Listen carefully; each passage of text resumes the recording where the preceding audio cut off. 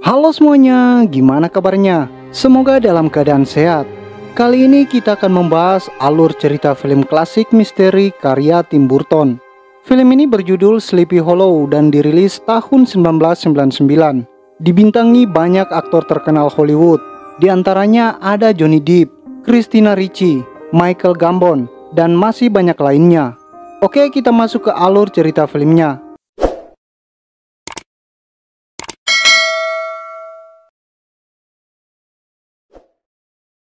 Adegan diawali dengan kereta kuda yang melaju dalam kegelapan dengan nama Fangeret di sisinya.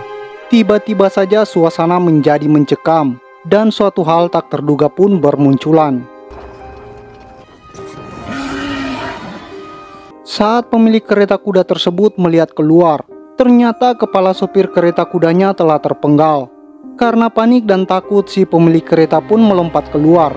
Dia lari tunggang langgang tanpa arah dalam kegelapan dan pada akhirnya menabrak orang-orangan sawah. Namun tiba-tiba beralih ke kota New York, yang mana setting film ini terjadi pada tahun 1799. Dan disinilah kita akan bertemu dengan pemeran utama kita yang bernama Ichabod Crane. Dia adalah seorang petugas polisi yang kalau zaman sekarang itu di bagian forensik, periksa-periksa mayat gitu. Ichabod berargumen bahwa ilmu patologinya pasti sangat berguna dalam penyelidikan. Tapi sayangnya kepolisian pada zaman itu masih gaptek. Mereka belum percaya pada ilmu baru tersebut. Pada akhirnya hakim menugaskan Ichabod ke suatu daerah terpencil untuk membuktikan ilmu pengetahuannya tersebut. Desa itu bernama Sleepy Hollow, di mana telah terjadi 3 pembunuhan dalam 2 minggu terakhir, yang mana semua korbannya terpenggal kepalanya. Intinya desa itu sangat menakutkan. Di sini tugas Ichabod adalah mencari pembunuhnya dengan ilmu patologi yang dimilikinya.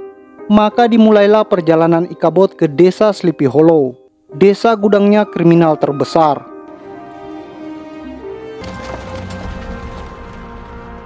Sampailah Ichabod di desa Sleepy Hollow, yang mana sebuah desa yang sangat-sangat terpencil, suram dan warga-warganya tidak bersahabat. Namun Ichabod tetap memantapkan langkahnya. Sampai pada akhirnya Ichabod sampai di sebuah rumah yang sangat besar di atas bukit, bisa dibilang sebuah kastil, dan bertemu dengan Katerina Van Tassel, anak dari pemilik rumah tersebut, yaitu Balthus Van Tassel. Ternyata di situ sedang diadakan pesta. Ichabod pun disambut dan istirahat di atas. Dia akan bersiap-siap untuk menemui pemilik rumah dan para petinggi-petinggi desa. Inilah mereka yang dikatakan adalah petinggi-petinggi desa Sleepy Hollow. Ada dokter, ada pendeta, ada hakim, dan notaris. Dan tentunya Balthus Van Tassel yang merupakan adalah tuan tanah di desa ini. Bisa dibilang sultannya desa. Ichabod mempertanyakan apakah ada suspek dalam pembunuhan ini, yaitu orang-orang yang dicurigai, karena telah melakukan 3 pembunuhan, yang mana korban-korbannya adalah Victor Van Geret dan anaknya Rein Van Geret dan janda Winship yang semuanya terpenggal kepalanya, seperti yang kita lihat di awal tadi. Kemudian ditambahkan oleh Balthus Van Tassel tuan tanah ini, bahwa semua korban tersebut itu kepalanya tidak ditemukan, jadi hilang tanpa jejak. Spontan yang lainnya menceritakan bahwa pembunuhan ini dilakukan oleh penunggang kuda tanpa kepala yang bangun dari tidurnya. Dia ingin balas dendam. Hal ini karena dia dulunya telah dibunuh dengan kejam dan dikubur di hutan daerah barat dekat desa.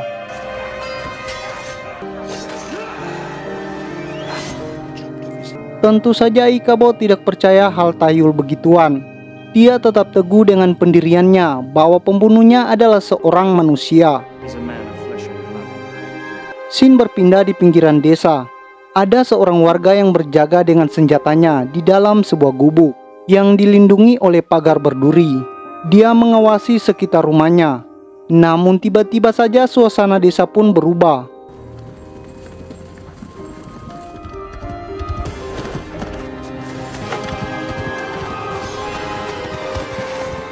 Pagi pun datang. Di situ seorang warga tiba-tiba berteriak bahwa sang penunggang kuda tanpa kepala telah membunuh lagi. Kali ini korbannya adalah Jonathan Mastabe. Para warga, para petinggi desa pun datang ke TKP. Tentu saja Ikabod yang paling telat datang juga datang menghampiri tempat kejadian. Terlihat kalau Ikabod ini ternyata agak jijik melihat mayat, padahal dia adalah bagian forensik.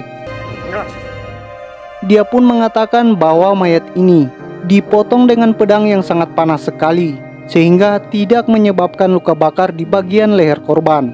Dan tentu saja kepala mayat ini tidak ditemukan di mana-mana. Setelah pemakaman, anak dari Jonathan Masmud muda menawarkan diri untuk menjadi pelayan Ikabod. Awalnya Ikabod menolak, dia menganggap dia terlalu muda. Tapi setelah dibisikkan sama hakim bahwa ada 5 korban di dalam 4 makam, Ikabod pun berubah pikiran dan meminta bantuan dari Masmud muda ini. Ikabod dan beberapa warga desa menggali kembali kuburan 4 korban pembunuhan tersebut, dan ada keanehan pada perut janda Winsip yang seperti tertusuk pedang. Ikabod pun melakukan otopsi terhadap mayat janda Winsip dan menemukan kenyataan bahwa ada janin dalam tubuh janda Winsip yang kepalanya pun terpenggal. Malamnya saat Ikabod berjalan dengan kudanya, tiba-tiba saja ada yang mengerikan terjadi. Penunggang kuda tanpa kepala mengejarnya dari belakang.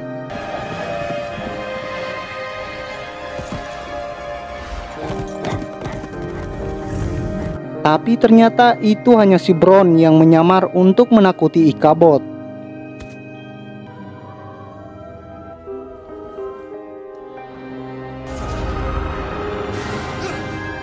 Ikabod terbangun dari mimpinya dan berbincang dengan Katrina. Katrina menceritakan bahwa ibu kandungnya telah meninggal, dan ibunya yang sekarang Lady Van Tassel adalah ibu tiri. Di situ juga Katrina memberikan sebuah buku kepada Ikabod. Katrina menjelaskan bahwa buku itu bisa melindunginya dari bahaya, ya seperti jimat gitu. Terlihat beberapa petinggi sedang berdebat dan diintip oleh Ikabod. Pada akhirnya hakim pergi dari desa dan dicegat oleh Ikabod. Ikabod menanyakan siapa ayah dari anak yang dikandung janda Winsip. Sebelum hakim bisa menjawab, tiba-tiba saja penunggang kuda tanpa kepala datang dan memenggal kepalanya.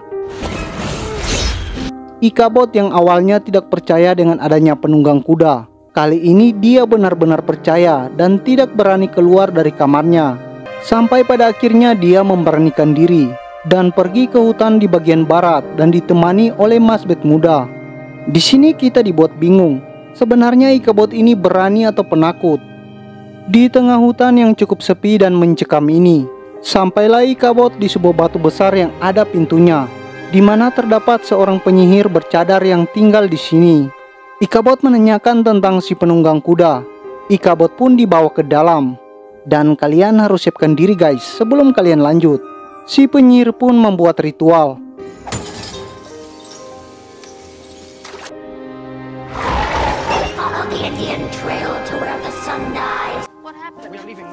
Ikabod berangkat meneruskan perjalanannya berdasarkan petunjuk yang diberikan oleh si penyihir tadi. Nggak lama Ikabod pun melihat wanita berkuda putih dan mengikutinya. Ternyata si wanita itu adalah Katrina. Ikabod pun terkejut dengan kehadirannya. Sebelum terjadi hal-hal yang diinginkan, Masbet muda malah mengganggu. Nggak jadi deh, emang nggak bisa baca suasana kayaknya si Masbet muda ini. Mereka bertiga pun pada akhirnya menemukan pohon mati, tempat penunggang kuda dimakamkan. Ikabod mengambil kapak dan memotong pohon tersebut. Yang anehnya pohon itu mengeluarkan darah dari dalamnya. Betapa kagetnya dia saat dia memotong lebih dalam lagi. Ternyata kepala-kepala korban pembunuhan ada di dalam pohon itu. Ikabod juga menemukan fakta baru, bahwa tengkorak kepala dari penunggang kuda telah diambil. Di situ Ikabod berspekulasi bahwa orang yang mengambil kepala penunggang kudalah yang mengendalikan semua ini.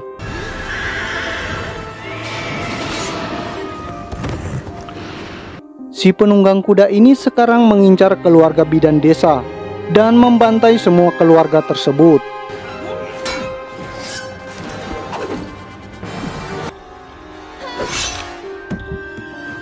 Bron yang telah siaga menghalangi si penunggang kuda. Ikabod mencoba menghalangi Bron dengan mengatakan bahwa penunggang kuda tersebut tidak mengincarnya. Tapi Bron yang sok pahlawan ini tetap menghalangi penunggang kuda tersebut. Dan akhirnya dia harus menemui petaka.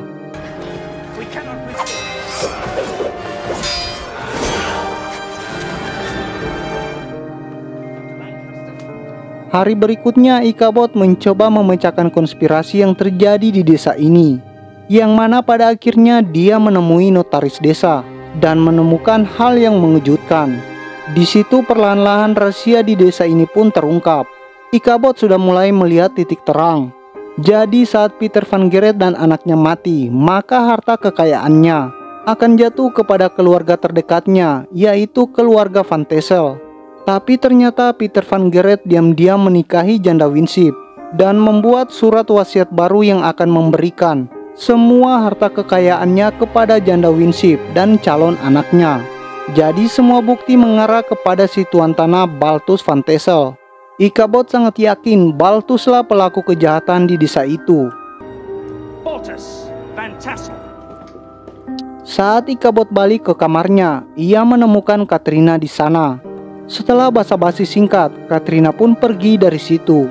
Di situ si pelayan Ichabod menemukan gambar mantra berupa mata di bawah tempat tidur Ichabod. Ngeri banget guys. Malam pun tiba. Ichabod mendengar suara dari lantai 1. Ternyata ada seseorang. Pada akhirnya mereka mengikuti orang yang mencurigakan itu. Dia memakai kerudung dan membawa lilin menembus kegelapan malam. Bersama pelayannya, Ichabod melihat di tengah hutan ibu tiri Katrina lagi bercocok tanam dengan seseorang. Si ibu mengiris tangannya dan menempelkan darahnya ke tubuh orang tersebut.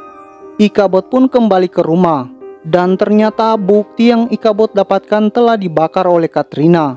Katrina membela ayahnya bahwa bukan ayahnya pelakunya.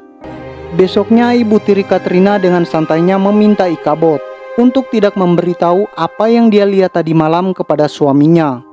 Tiba-tiba tuan tanah masuk di situ dan mengatakan bahwa notaris telah mati dengan gantung diri. Pendeta akan mengadakan pertemuan darurat pada malam sebentar. Ibu tiri Katrina ini dengan santainya memetik bunga malam-malam. Di situ datang si penunggang kuda dari belakangnya. Iyalah, jadi santapan muda kan buat si penunggang kuda. Tuan tanah pun berlari dengan kudanya dan mengatakan bahwa istrinya telah dibunuh oleh si penunggang kuda.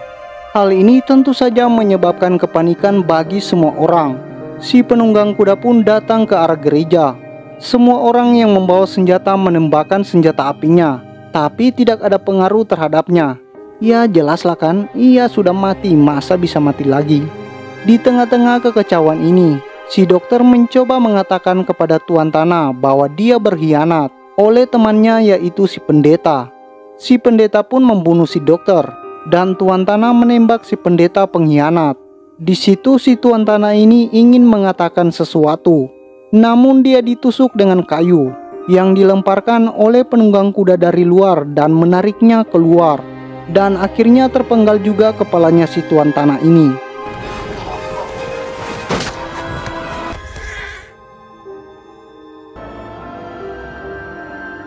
Akibat kejadian yang bertubi-tubi ini, Ichabod mencurigai Katrina adalah seorang penyihir dan dia dalang dari semua ini. Namun si pelayan Ichabod mengatakan bahwa dia salah menilai semuanya. Nggak mungkin si baik hati dan penyayang seperti Katrina adalah pelakunya. Dalam perjalanan kembali ke New York, Ichabod melihat mayat ibu tiri Katrina diusung oleh warga dan dia juga melihat luka di tangannya. Di situ Ichabod membuka buku yang diberikan oleh Katrina. Disinilah dia menemukan kenyataan di balik semuanya. Ternyata mantra yang digambarkan Katrina itu tujuannya untuk melindungi, bukan untuk menyakiti. Ichabod pun segera putar balik. Ternyata dalang dari semua pembunuhan ini adalah ibu tiri Katrina, si Lady Van Tassel. Jadi sekarang ia udah jadi janda cantik penguasa semuanya. Ternyata selama ini dia tuh dendam dengan keluarga Van Tassel.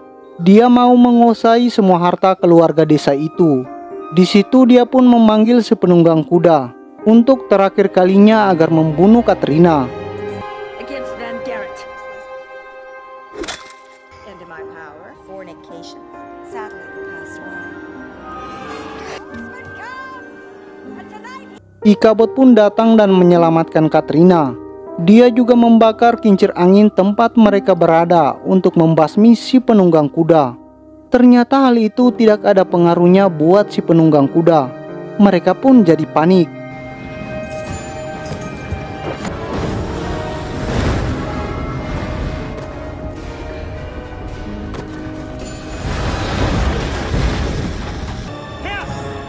Pengejaran berlanjut sampai pada akhirnya berada di depan pohon mati tempat makam si penunggang kuda. Terjadi pergulutan yang menegangkan. Pada akhirnya Ichabod berhasil mengambil kepala si penunggang kuda dan mengembalikan kepala tersebut. Si penunggang kuda akhirnya bisa mendapatkan ketenangan. Dengan tersenyum, dia membawa ibu tirinya Katrina masuk bersamanya ke dalam pohon tempat dia bersemayam.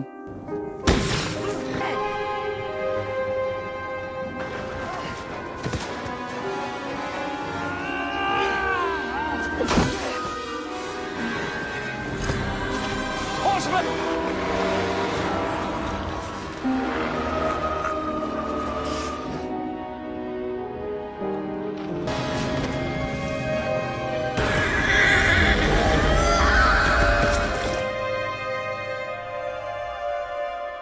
Pada akhirnya Ichabod dan Katrina bersama pelayannya pergi dari desa itu. Mereka hidup bahagia di kota New York. Dari film ini kita bisa mendapat pelajaran, janganlah menyimpan dendam, karena dendam itu nggak baik buat kesehatan mental. Kita juga jangan menginginkan harta orang lain. Lebih baik kita berusaha kerja keras, meski hasil usahamu tidak sebanyak para koruptor. Tetaplah berpikir rasional, walau kadang kenyataannya tidak rasional.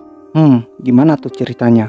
Ya, moga aja nggak ada yang mimpi dikejar si penunggang kuda. Kidding. Sampai jumpa di alur cerita film berikutnya.